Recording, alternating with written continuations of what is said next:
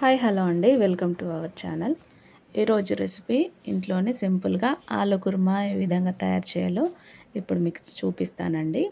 ప్రాసెస్లోకి వెళ్తే ముందుగా బంగాళదుంప ఉడికించుకొని చల్లారిన తర్వాత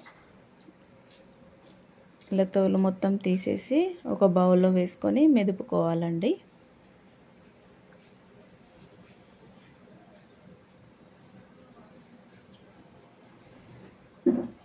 ఆలుతో చేసే రెసిపీస్లో మీకు ఏది ఇష్టమో కామెంట్ చేయండి.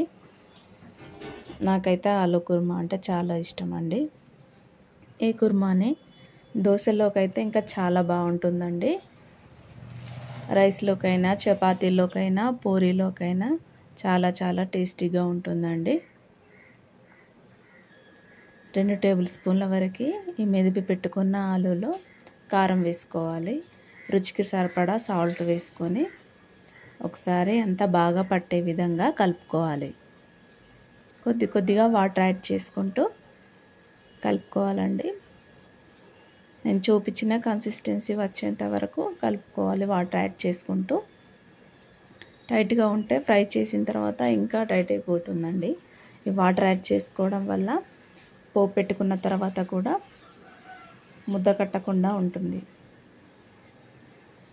స్టవ్ ఆన్ చేసుకొని కడాయిలో ఆయిల్ వేసుకున్న తర్వాత జీలకర్ర, ఆవాలు వేగాక సన్నగా తరిగి పక్కన పెట్టుకున్న పచ్చిమిర్చి ముక్కలు వేసుకోవాలి.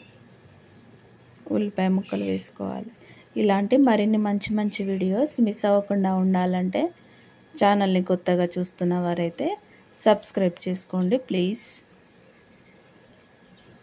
ఈ ఉల్లిపాయ పచ్చిమిర్చి ముక్కలు వేగాక కొత్తిమీర, సన్నగా తరుక్కున్న కరివేపాకు వేసుకోవాలి. 1 టీ స్పూన్ వరకు పసుపు వేసుకొని పచ్చివాసన పోయేంత వరకు కలుపుకోవాలండి. మీకు ఇంకేమైనా రెసిపీస్ కావాలనుకుంటే కామెంట్ బాక్స్లో కామెంట్ చేయండి. తప్పకుండా మీకోసం ట్రై చేసి చూపిస్తానండి. పచ్చివాసన పోయిన తర్వాత మెదిపి పక్కన పెట్టుకున్న ఆలును వేసుకొని ఒకసారి అంతా బాగా పోపులు పట్టే విధంగా కలుపుకోవాలి.